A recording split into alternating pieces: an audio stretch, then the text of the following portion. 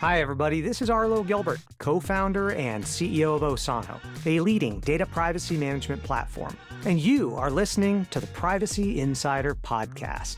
This show explores the past, present, and future of data privacy for privacy and business leaders alike, as well as anyone who wants to keep privacy top of mind. Hello and welcome to the Privacy Insider podcast. My name is Arlo Gilbert. I'm the founder of Osano, a leading data privacy platform, but today I'm your host. Today we're joined by Matt Scherer, Senior Policy Counsel at the Center for Democracy and Technology, where he leads efforts to protect workers' rights in the age of AI. With a background in employment law and a passion for ethical technology, Matt focuses on how algorithms and data impact hiring, workplace surveillance, and labor equity. Matt is a former prosecutor, judicial clerk, and legal advisor to tech firms, and a published thought leader on AI regulation and discrimination law. Matt's work helps ensure that innovation respects human dignity. Matt, welcome to the show. It's great to be here. Fantastic. Well, we're so excited to have you here. You got a really exciting background and some, especially given the latest news out of Washington. Lots of exciting things happening around employee rights and employment, especially if you work for the federal government. But before we dive into all of the incredible work you're doing and talk a little bit about AI and the intersection of worker rights and technology, it would be amazing if you could share a little bit about yourself. What do you do at CDT? And tell us a little bit about how you got there. Yeah. So my job right now at CDT, I lead the Workers' Rights Project. My full job title is a mouthful. It's Senior Policy Counsel for Workers' Rights and Technology. And it's both a research and an advocacy role. Then the three topics that are kind of within my ambit at CDT are, number one, the use of electronic monitoring and other surveillance and data collection techniques on workers in the workplace. Number two, the use of AI in employment decisions. And number three, trying to look for ways that workers can use technology and data to empower themselves. And kind of just by virtue of me being in those research and advocacy spaces over time, I've started to do some work on consumer privacy and automated decision making as well. And as far as how I got here, that is a long and winding road story. It's interesting looking back, I didn't ever really make long-term plans for my career. I feel like I almost stumbled into the role that I'm in now. The first 5 years of my legal career, I was in the public sector. I did 3 judicial clerkships and did a couple of years as a prosecutor at the county level in Michigan. And kind of after I finished my last judicial clerkship, I just moved out to the West Coast. I'm based in Portland, Oregon. And I needed to decide what I wanted to do with the rest of my life. I couldn't, there weren't career clerkships available as much as I loved being a judicial clerk at the time. And I decided on employment law as being the thing that would pay the bills. And then separately, I started to get into artificial intelligence. And initially it was the way that honestly, a lot of people who are kind of on the periphery of AI policy think about it. I wasn't so much worried about workers' rights and consumer rights. I was worried that AI would become self-aware and the Terminator or the Matrix would come true. And I wrote a paper on regulating artificial intelligence systems that kind of was very timely, it turned out. It got published right before AlphaGo and the reinforcement learning revolution kind of got underway. And so I ended up getting invited to a conference, and that ended up getting me invites to other conferences. And I started kind of having this hobby almost where I was writing and speaking on AI. But it really was a hobby. It was completely disconnected from my day job as an employment lawyer. And eventually, at one of those conferences, I ran into a partner from, or they're called shareholders at Littler Mendelson, which is the largest management side employment law firm in the world. And they ended up offering me a chance to kind of do AI advice work and data analytics work at Littler. And so I did that for a few years, but eventually, for reasons that I won't get into, I decided that I wanted to do something that was more socially impactful than my role advising clients who are mainly, large and medium-sized corporations. And the opportunity for my role that I'm in now at CDT happened to come up right as I was starting to have those thoughts, and it seemed like a perfect fit. And that was about 5 years ago. So here I am. So it's interesting. Like I said, I didn't plan it that way. I'm a musical theater nerd, and there's this song called "The Saga of Jenny" from a musical that nobody's ever heard of called "Lady in the Dark." And basically, the theme of the song is, if you do make plans for your life and career, you'll always end up getting disappointed. And maybe I just like subconsciously took that too literally, and I just ended up taking things as they came. And that's how I ended up where I am now. But it's worked out all right. It certainly has. So tell me, I mean, as a lawyer and a self-professed theater nerd, how does one cross the chasm from legal scholarship into having a deep enough understanding of the technology to be able to inform policy advice and inform workers' rights? I mean, that's a pretty big bridge. I'm curious, how did you get there?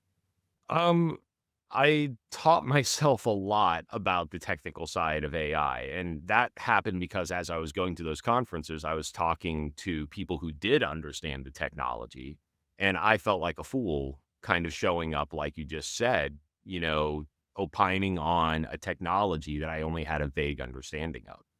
So I actually went back to basics. I retaught myself calculus and statistics.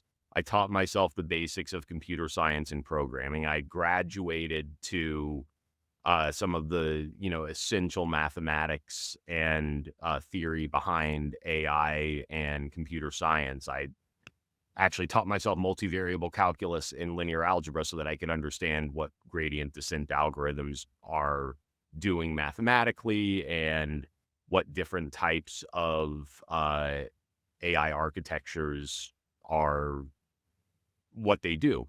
And ultimately, I got to the point where, well, I couldn't program an AI system. The most complicated thing I ever programmed in my life was this version of Hangman in Python.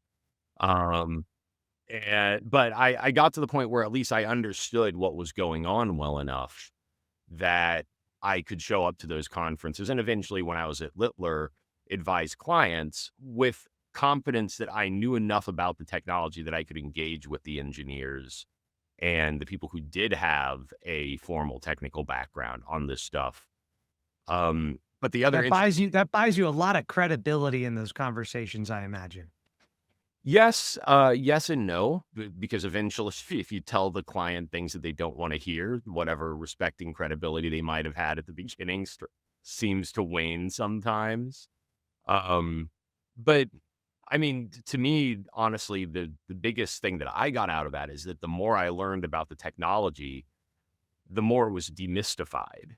The less concerned I became about those Terminator and Matrix scenarios.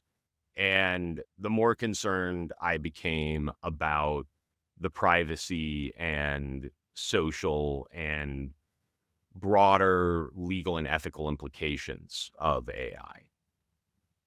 Wow, that's a really great origin story. Self-taught theater nerd, learns calculus, goes to change the world. So tell us a little bit about the Center for Democracy and Technology, just so we all understand what the charter there is and kind of what the group does as a whole. So CDT has been around in some form for more than 3 decades now. It's one of the oldest tech policy nonprofits out there. It kind of started as a splinter group from the Electronic Frontier Foundation, which is probably the oldest tech policy nonprofit. But CDT's tagline is we fight for advancing civil rights and civil liberties in the digital age. And I think that that's a pretty accurate description of what we do. We have teams that do research. We have teams that do policy advocacy. We don't, do much, if any, lobbying because we're a 501c3, which limits our ability to make lobbying a key component of what we do. So instead, most of our advocacy is in the form of, reports and recommendations and hosting webinars and seminars so that people in the policy community understand the civil rights and civil liberties implications of the technologies. Interesting. And so when you think about, and it sounds like a very noble cause. I'm a big fan of the EFF. I think we had Cindy on here a couple episodes ago, and I think she just announced that she's retiring from the EFF. But they always had a lot more of a focus, it felt like, on a lot of the crypto, like cryptography type of issues. And I know that's where they originated. Whereas it sounds like you're more broadly focused on civil liberties and technology at CDT. Is that a pretty fair contrast? Yeah, I think that's right. And, I love EFF as an organization too. And I think that it's one of those situations where whoever decided that the divorce that led to CDT and EFF needed to happen was probably right. Because I think that, they each fill an important niche in the policy space. And one thing that I've always been really impressed with about EFF is that they make very cool tools that are available to the general public. I'm going to do a plug for the Privacy Badger extension on Firefox and Chrome that EFF put. I'm a fan. I'm a Yeah. user. Yes. So, I think that it's a very interesting space in general, the tech policy space, because for a long time, uh, most tech policy nonprofits were completely dependent on the tech industry's donations to drive them forward. But kind of over time, civil society and the tech industry have started to experience, shall we say, some tension with each other. Particularly as the tech industry has taken on a so much more central role in our economy and in a lot of ways in our daily lives, which is, of course, why there is enough interest in the space for there to be a Privacy Insider podcast. So, That's right. Well, um, that's very diplomatic, the way that you described that, and probably the perfect segue into talking about how tech is impacting worker rights, because worker rights is a pretty broad concept, right? I've got rights to take a break every couple hours if I'm working a shift as a waiter. I've got rights that are completely unrelated to physical work, but your focus is really on that intersection of AI and technology. What is it right now that workers are needing protection from and needing the services of the CDT? Like, what's happening in the world for workers that, or I should say in America for workers that you're particularly focused on? I mean, it's hard to know where to begin. I'll actually start with what you just said about, there's workers' rights like the right to take a break. Well, one of the biggest things that I would say that has been an outflow of the tech industry and advancements in automation with respect to workers has been the rise of the platform economy or the gig economy, whatever you want to call it. And in that space, pretty much all of the workers are at least legally treated as independent contractors, which means that they don't have most of the rights that employees at a company have, including the right to take breaks, including the right to be paid a minimum wage, including the right to leave and all of that other stuff, including the right to organize unions, perhaps most importantly. And I think that that is in and of itself one of the major issues that we are kind of confronting in terms of how technology and the labor market and workers' rights are intersecting. Beyond that, I think that the things that have enabled the rise of the platform economy are increasingly being seen in traditional employment relationships as well. It's much easier to manage workers through the medium of a machine rather than having the traditional managerial employee relationship. You can think about it this way, just like you can, when you start introducing automation at an individual contributor level, to use the terminology of human resources, the idea is that that increases the worker's productivity. That worker will be able to accomplish more tasks in less time with the assistance of automation. The same idea applies to managing workers. The more you are able to automate the monitoring of employees, the more you are able to automate the collection of information that allows you to track their performance, the fewer managers you need. And I always say, I don't mean to idealize the relationship between human managers and employees. Obviously, there wouldn't be a need, and I think that there is a need for labor unions anywhere if manager-employee relationships were always hunky-dory. But at least when you have that human connection, you can think about it in the same way as when call centers started to get automated. If you have a problem and it's hard to get through to a human, or so much of the process has been automated that employees are kind of left hanging for guidance and assistance, or when they have a problem with a performance evaluation, they are one of 50 people that the manager is dealing with instead of one of 5. That's a major problem. It hurts the employee's productivity in the long run. It hurts the company. And it creates, kind of tangentially a lot of, well, not tangentially, the same causes lead to a lot of privacy concerns, because in order to monitor workers in that way, you need to monitor them continuously, or as close to continuously as you can. And you need to collect a lot of information about what they're doing all the time. And that ends up creating, as you can imagine, a lot of privacy concerns for workers. Yeah, that's pretty terrifying. And 5 years ago, I think we'd be having a pretty different discussion about monitoring employees. I mean, it's always been one of the topics in the world of data privacy that people have been concerned about, whether it's keystroke monitoring or location monitoring, or whether it's 1099 rights. That data was being collected for a long time about people and how they worked. But like you said, the manager with 50 direct reports, they are not going through all of your location history. They do not have the time to go through all of your location history for every one of their employees. But as the tools for analyzing data and discovering insights from data have improved, that feels like that collection becomes much more dangerous.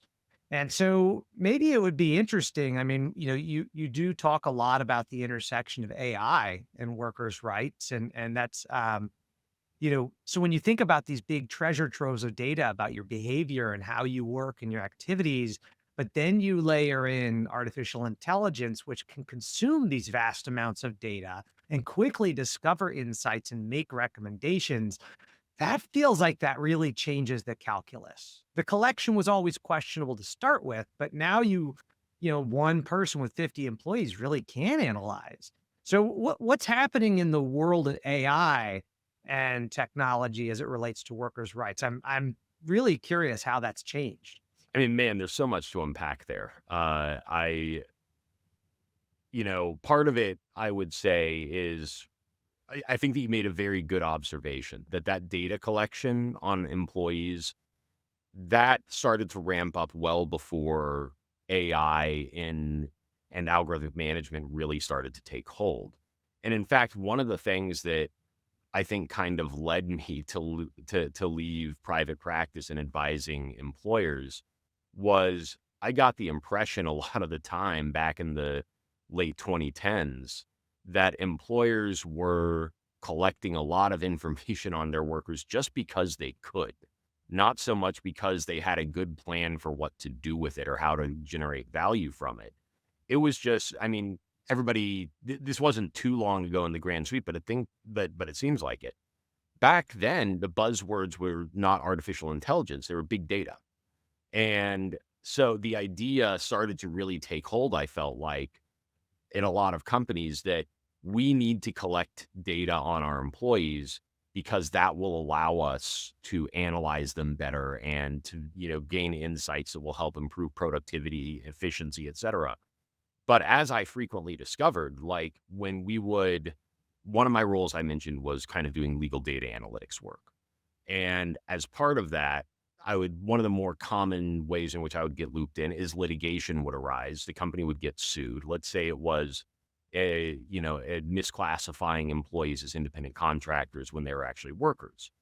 And because they've been classified as independent contractors, there wasn't, clocking in and clocking out information. And there wasn't any sort of hard, objective. This is when the employee started their shift and ended their shift, because that's not the way that independent contractors at a lot of companies are compensated. So what is it that you have to do in order to monitor those workers what is it that you have to do in order to figure out what hours those employees or independent contractors worked in order to calculate what wages they should have been paid? Well, the answer was, like you look at all this other information that the employer collects on the worker. But what was interesting to me is that I knew that. But frequently I would go to a client at the beginning of the case and I would ask, do you have information on badge swipes for people coming in and out of the building? Do you have information on their web browsing activity? Have you monitored, when they were sending their emails? Have you collected this information? And a lot of the time I would ask the employer these questions, or my first point of contact with the employer, and they would say, I don't know. And then they would go back to their IT people and the answer was, why, yes, we do collect all that information, but nobody's ever asked for it before. And, so to me, it was just like, so Just you're archiving. I mean, just exactly, basically we're saving this for someday.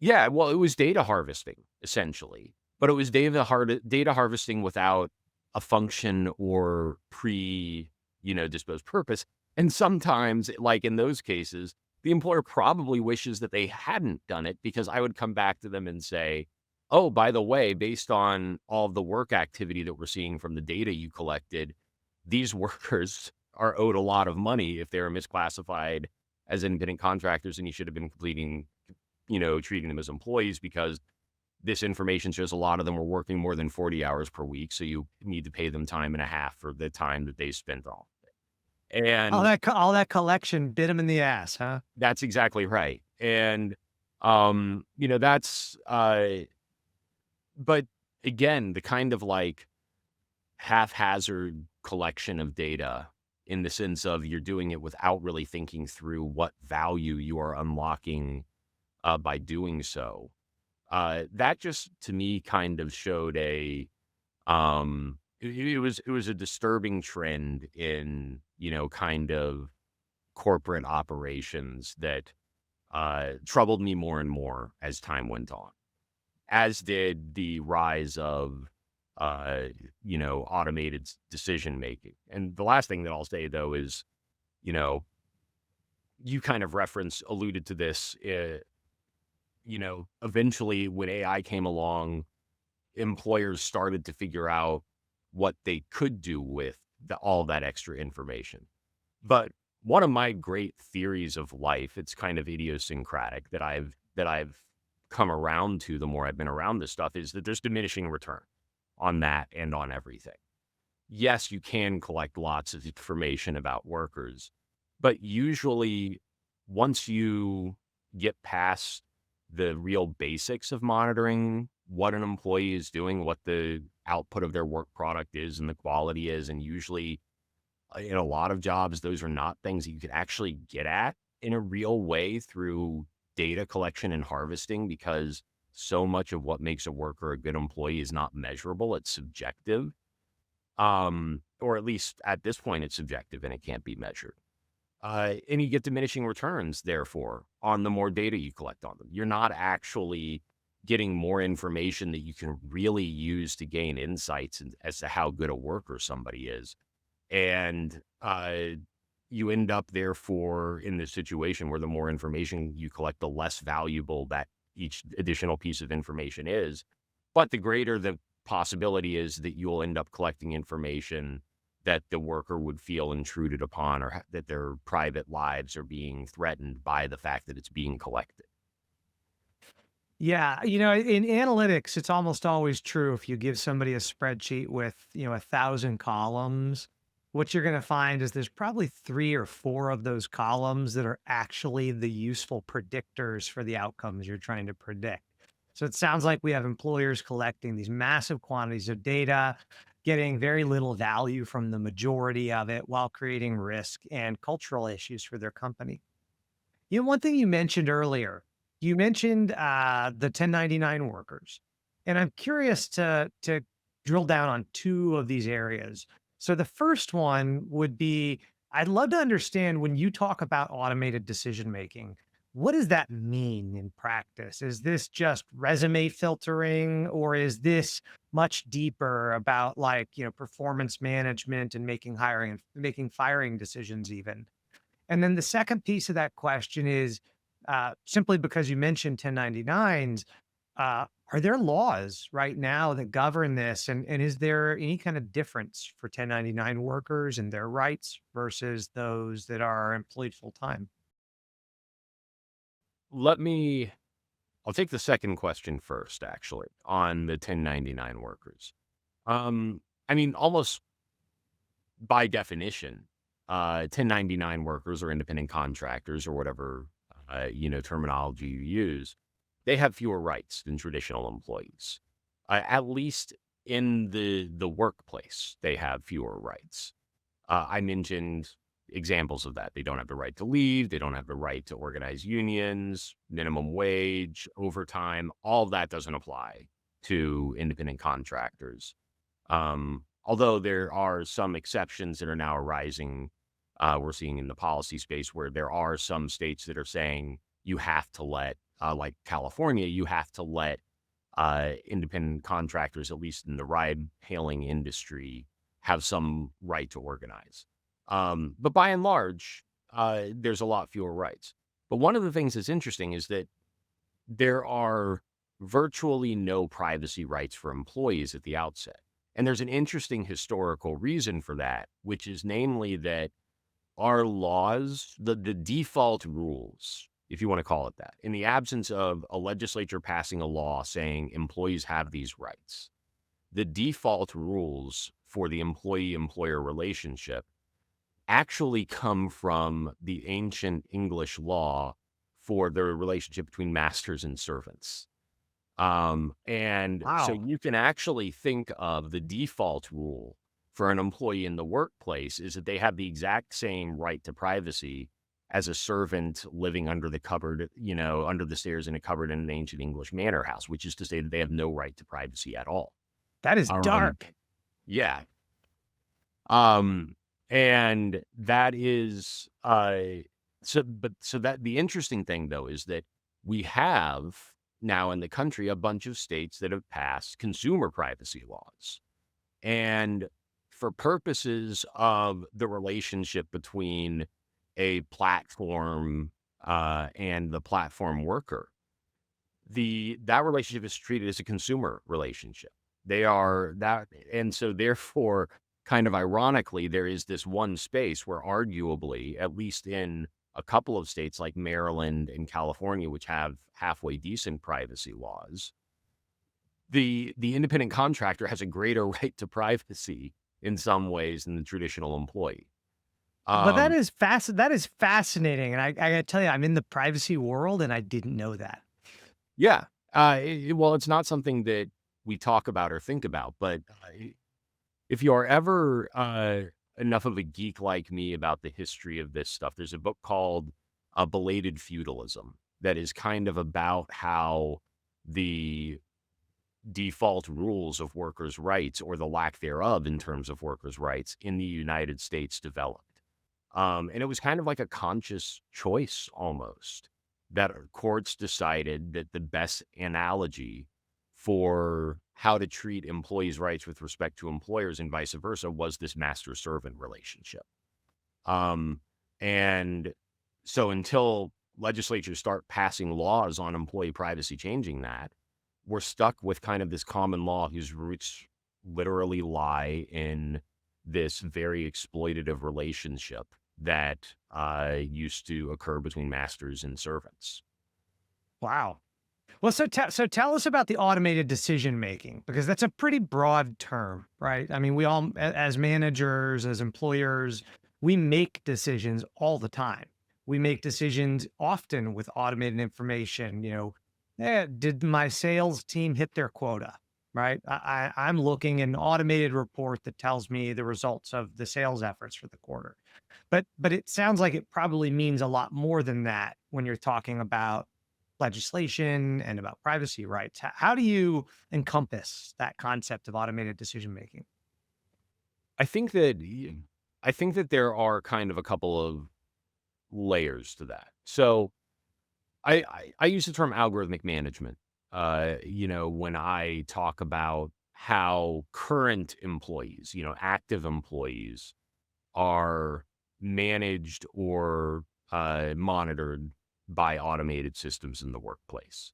And as that description implies, there's two steps to that. There's the monitoring and the collection of data on workers, and then that can be done automatically. But then there's also do you not just automatically collect it, but do you use an automated system to make some sort of decision based on that information, or to make some sort of recommendation that influences a human's decision based on that information? And that, I think, is kind of the key step change that the rise of AI has made in terms of the active employment relationship. Because um, you mentioned, is it just resume screeners? I mean, at the beginning, that was the first big use case for AI and automation in employment decisions, was hiring decisions, sifting. You get an AI system that will help you sift through resumes, or that will automate the interview step of the hiring process. And that was the first use case. But now you are seeing an increasing number of companies that are using automated systems to make decisions with respect to active employees as opposed to just prospective employees. And yeah, you see it at everything from automated draft performance reviews. Now, with the rise of generative AI, there are companies out there that are saying, hey, we will, take information that our system collects as inputs and automatically create a first draft of performance review for this employee, and everything up to termination. And one of the first companies that used automated systems in kind of this complete employee life cycle sort of way was Amazon, where it came to light during litigation that they were automatically monitoring, using these handheld scanners in warehouses, how quickly workers were working and how much downtime they have. And at a certain point, if they move too slowly, and that happened often enough, they would be automatically fired by an algorithm. Um, so it really has become a complete life cycle thing. And I definitely do think that uh, there's a feedback loop that gets created where uh, you feel the desire to automate away as much HR and middle management as you can, because think about what happens when a private equity firm or hedge fund purchases a company. What are the first things they do? They cut costs. And usually the things that they do to cut costs, the first targets are administrative costs and layers of reporting, which in the workplace, that means, HR and middle managers. Those are the first jobs that they look to get rid of in order to create supposed efficiencies. But in order to successfully do that, you need to be able to accomplish the same roles using fewer people. And that creates this, well, we need to have more automated management in order to downsize these companies and create efficiencies.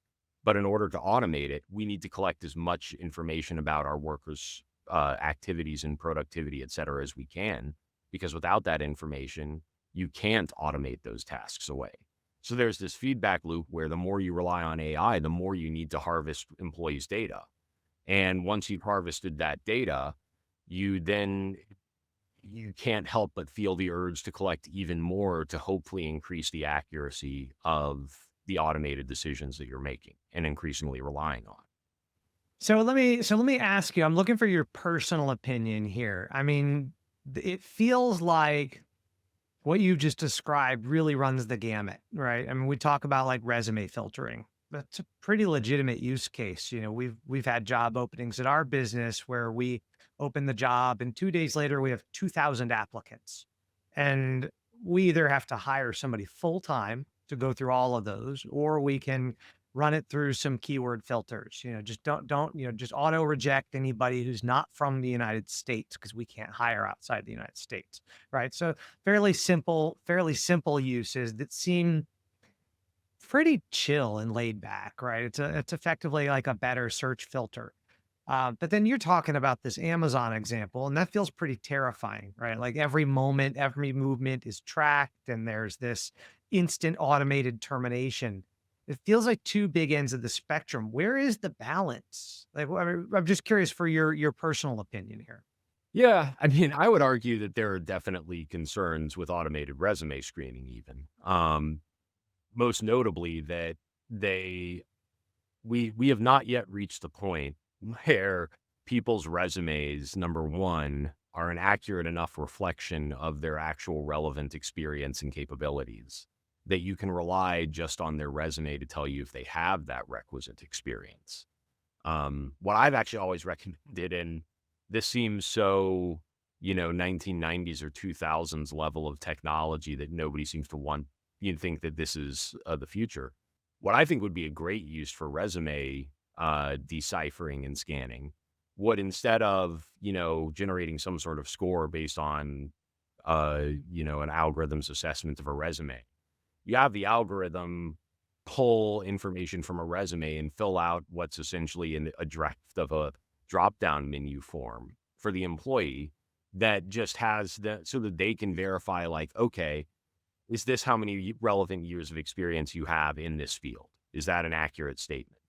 And Oh, that's then, not a bad idea, yeah, right? Take right. this disorganized, unstructured document, have the applicant participate in confirming and validating the information in a structured manner so that the employer can, in fact, then reliably filter on things like years of experience. That's exactly right. And then, maybe at that point you at least have, like the algorithm can generate a score based on whatever you don't put into the drop down menu. But there's no reason, in my view, like the number of actual hard requirements for most jobs is not that many. It's usually you need to have this many years of experience and or this minimum level of education. And, you have to, for some jobs, for most jobs, do you live within a close enough distance from the office or work site in order to make it there reliably in person, whatever the minimum number of days of a week there are, et cetera. And it's much better to just have the employee tell you that information directly in some way than to have an algorithm effectively guess whether or not that's true based on their resume. So I just wanted to briefly say that, like, even with resume screening, maybe we'll get to the point where AI doesn't make mistakes and doesn't have any issue parsing resumes. And when they do make mistakes, that they're not structurally biased in favor of whatever demographic group dominates the training data. But we're not there yet. So I think that you need to be thoughtful, I would say, regardless of what decision is made, about, are you actually creating potentially a greater risk of misfires than you would if you were only to automate some smaller subset of the things that you think you are capable of automating? Um, because again, like, there's a real kind of zeitgeist in the employment world right now, as there is throughout corporate America and society as a whole right now around AI. And the impression is that AI is capable of doing so much of what humans can do. And quite frankly, and I'm biased because I'm the son of a career HR person, I think that we don't give nearly enough credit to what a tough job it is for human HR managers to figure out which workers are the best candidates for current jobs, and even more so for once they're on the job, how is it that you figure out who is actually pulling their weight and who isn't? Um, the reality is, and this is something that a lot of people, I think, don't reckon with properly, we don't have enough information about what matters in terms of assessing most employees, certainly their capabilities, but even their actual on the job performance, to automate away that task and get rid of that aspect of human judgment that is, I think, still kind of an essential component of employee management. And if you'll let me like actually give one metaphor that seems to like strike home when I give it to people. Please. I'm a big basketball fan. And unfortunately, my favorite team's the Atlanta Hawks, which have the longest championship drought in the NBA. That's like being a Cubs fan for a long time. It is. It is. The last championship that the Hawks won was when my mother was 2 years old. So, but my point is actually about the NBA draft. Now, you can think about how much of an absolute dream it would be if recruiters at the average company had as much information about their prospective hires as NBA general managers have about the players in a draft. You have so many statistics from highly relevant, directly relevant past work experience, namely being a college or occasionally high school or international basketball player. You have all of these statistics. You have tape of them actually performing the job. You have information about their relevant physical characteristics like their speed and their agility and all of this stuff. But despite having all of that information, if you do a 10-year retrospective on any NBA draft, you can almost always say that most of the draft picks were wrong in the sense that the GM would have been better off picking somebody else. And it's not because the GMs suck at their jobs. In fact, I actually think it's a miracle that they get, the top picks right or close to right as often as they do, given how much of what actually matters in basketball can't be captured in any statistic or measurement. You can't measure somebody's effort or ability to grow and their potential and all of those, their hustle, their ability to translate their skills as a defender once they have to defend much better players. All of that stuff are things that you can't accurately measure. And it's really hysterical if you look at like these John Hollinger's predictions on who the best picks will be in every draft, just based purely on statistics. They're like usually way off. And the GMs clearly improve on the bare automated decision making. But my point is, if accurately using statistics and using seemingly objective data to predict who will be a good worker is that hard in a sphere where you have more information than a typical corporate recruiter or manager could ever dream of having on an employee, then how much harder is it to measure how good somebody is as a consultant or an accountant or even factory worker, where the vast majority of what actually matters in most jobs cannot be measured. And if it can't be measured, an AI system cannot make use of it. There is a certain amount of randomness, and continuing the sports analogies. I mean, we can look at Heisman winners, right? And you go, how many of those Heisman winners actually have like really successful NFL careers? And the answer is not as many as there are Heisman winners that you would think, right? I mean, Right. it's sub 50% go on to have like really impressive professional careers. Um, Couple things that I'm taking away from this, one of which is that corporate America gets a hammer and everything becomes a nail, right? I can collect data, I can use AI. I should definitely do it at every possible opportunity. And I do think there's a lot to what you're saying about things like you can't measure heart, you can't measure passion, you can't measure somebody's desire to learn and improve. And those are definitely very soft skills that AI, at least not now, seems incapable of being able to handle.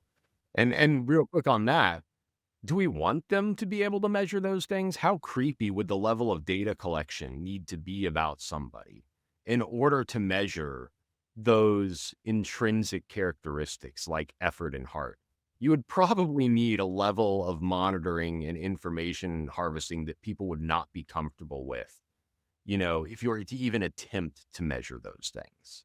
So even if it were theoretically possible, I think that that's the other thing. Like, you know, it might be a situation where in order to get the level of information we need about the things that currently you can't quantify as an employer, you would need to do things that you would get employees quitting en masse, We'd in order. like blood tests and DNA Exactly. samples, You and know, we we're going to do hormone levels throughout the day to figure out when your optimum working time is.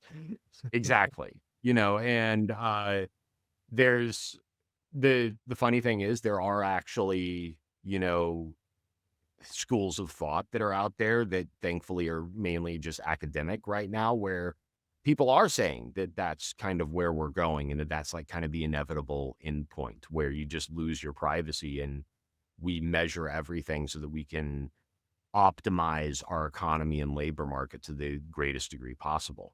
But do we really want to live in that world? That's the question that you can't answer with that. It says something. You got two people that are definitely not Luddites here who think that that's creepy.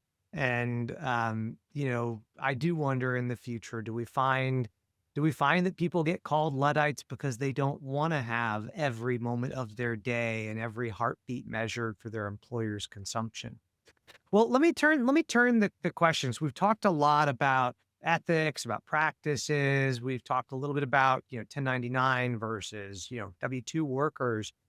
Um, Tell us a little bit about what's happening in Washington. What is there, and perhaps even on a state level. We have seen some state laws, like you mentioned. Maryland and California have good privacy regulations that do help to provide some governance around some of these things. Will there be federal regulation? I know there was an AI. Yeah, there was AI regulation that was sort of kind of passed and feels like it was a little bit toothless. Tell us about the current state of regulation around workers' rights and AI and data collection. Well, I think under the Biden administration, there seemed to be a little bit of movement towards and recognition of the problem of employee privacy and the concerns around AI making employment decisions. And the Trump administration has, shall we say, not shown the same concern. And I think that it's very difficult for me to believe that there's going to be significant legislation in the coming months and years at the federal level on automated decision making in the workplace or on data collection for workers. It would take, I think, a pretty radical change in the, kind of political climate right now for that to happen.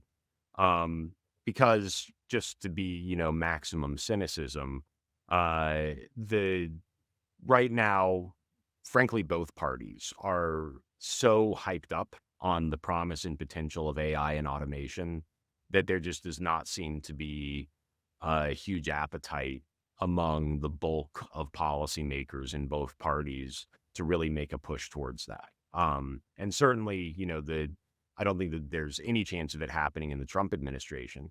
But I'll be honest, I don't think that it would have been that different in terms of what substantive laws were in place right now if there had been a Kamala Harris administration. I think that until what I would say the fever breaks around AI, when you have people who believe that we are literally on the cusp of artificial general intelligence or artificial superintelligence, and it's beyond the scope of this podcast for me to explain why I think that that's insane. But as long as you have a significant chunk of Washington, D.C. believing that, they're not going to be as aggressive as I think that they should be in reining in the increasing use of automated systems to manage workers. It's just there is a widespread belief right now in Washington, D.C., it seems like, that the more important thing is to not slow down AI innovation.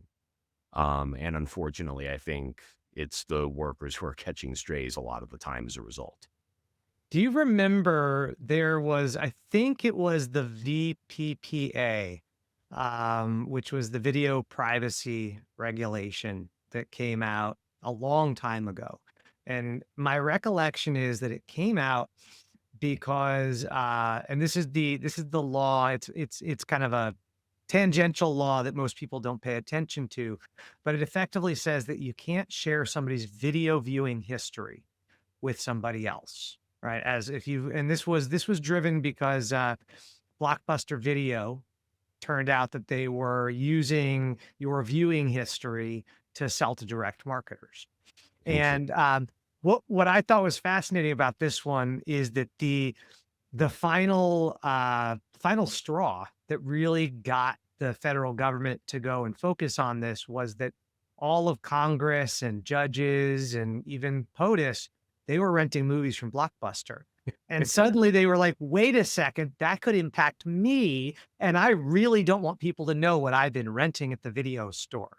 Right now, we can assume that it may have just meant that they were watching bad, foreign films with subtitles and they didn't want the misrepresentation. But I think we all know that that's not the content that they were worried about. And I similarly have wondered, with things like automated decision making and automated monitoring, it may not become a top priority for legislatures until legislators are impacted and they're becoming measured, right? That might be the thing that has to happen. I think that that's a great point. I actually was not aware of that law. I'm embarrassed to say, but I think that that's a great insight. I think that that's exactly right. The reality is that if you look at the relative spending of lobbyists across our economy, it's just a fact that policymakers hear way more from corporate lobbyists and from industry groups and from industry aligned think tanks than they do from unions or workers' rights organizations. And on top of that, members of Congress, they are managers. They are not managed. They are bosses, and they don't ultimately personally experience what a, ordinary worker experiences in the workplace. And therefore, it's, I think, somewhat of it's not something that they personally, viscerally experience, so they don't feel as much urgency about it. And kudos to the handful of policymakers in both parties for whom that is not true. And we are, believe it or not, starting to see kind of an increasing number of people. It's kind of interestingly you would almost describe it as both extremes of the political spectrum, who are more concerned about the tech industry and about privacy issues and about workers' rights. You've got people on what are, kind of loosely called the populist left and the populist right, who are both more concerned about that. And I think that comes from the fact that those are people who are the least likely of everybody in Congress to have previously come from a business background or a background where they were a boss rather than a worker.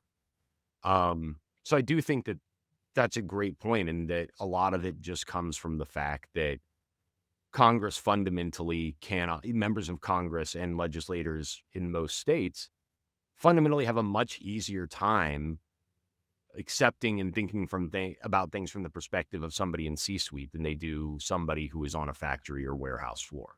That was fascinating. Thank you, Matt. As we wind down the show, I'd love to understand. I mean, we have a lot of our listeners are involved in regulatory work, and many of them are on the corporate side trying to implement and comply with these regulations. But we're all human, and as much as we like to pretend that we have all the right answers, we still sometimes give our social security numbers away to watch a cat video. I'm curious from your point of view, is there any best practice that you recommend to others where maybe you're not following that best practice? I'm not as I'm definitely better with my privacy practices on my laptop than I am on my phone. I'll say that. I think much more carefully when I'm using my laptop about, okay, make sure I'm connected to a VPN, in order to prevent my information from being as easily tracked. Use privacy friendly browsers, limit scripts that are running, all of those things. I've got a great setup on my laptop for all of that. But I haven't been as diligent about making sure that my privacy hygiene is as good on my phone. It's All much right. So easier to just use. better phone hygiene is the takeaway. I think we're all guilty of that. That's everything is set up to be so easy to say yes to on the phone. It's definitely harder. Well, That's Matt, this exactly has right. been amazing having you here. I've learned a lot, and it certainly has gotten me thinking about some things that I didn't think a lot before. Before we go, is there anything that you'd like the audience to go take a look at? I know you've done some really interesting work around, bosses and some papers you've written, and maybe tell us where we can find those. For sure. So there's two things that I'll mention. One is the first report that I wrote during my time at CDT. It's called "Warning: Bossware May Be Hazardous to Your Health," and as the title implies, it's about the health and safety risks associated with employers increasingly using electronic surveillance and algorithmic management. Just Google that. There are not multiple reports out there called "Warning: Bossware May Be Hazardous to Your Health." And then I'll just plug my, bio page on the CDT website, which has my most recent report as well as other reports. The most recent one was about bringing transparency and accountability to algorithmic decision systems. But the URL to go to look at that would be cdt.org/staff/Matt dash Scherer, Scherer. People always forget the C. I made the same mistake when I first started searching your name. There are a lot of people with a name without the C. Well, interestingly, I did some genealogical research, and my own ancestors struggled with the C, as it turns out, when they first came over to the U.S. So people shouldn't feel too bad about it, but to avoid a 404 error when you try to find my profile, make sure you put the C. All right, folks, warning, bossware may be hazardous to your health, and then head over to the CDT and take a search for Matt Scherer if you'd like to learn more. Matt, thank you for joining us today. It's been a real pleasure. Thank you, Arlo. This was great. Thank you for listening to this episode of the Privacy Insider Podcast. You can find a full transcript of this episode and any show notes at osano.com. That's www.osano.com. And while you're there, get access to an excerpt of my book, The Privacy Insider: How to Embrace Data Privacy and Join the Next Wave of Trusted Brands, which is now available on Amazon for purchase. Until next month, take care. And remember, data privacy is a fundamental human right, y'all.